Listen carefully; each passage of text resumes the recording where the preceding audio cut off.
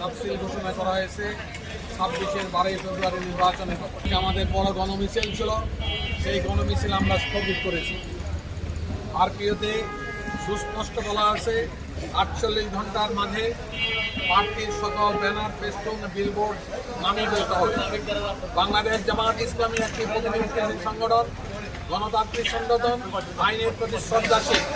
এই জন্য আমরা নির্বাচন কমিশনার কর্তৃক কাউকে না দিয়ে আমি স্বয়ং নিজে আমার দায়িত্বশীলদেরকে নিয়ে এই অভিযানে নামছি আমাদের বিলবোর্ড নামিয়ে ফেলার জন্য।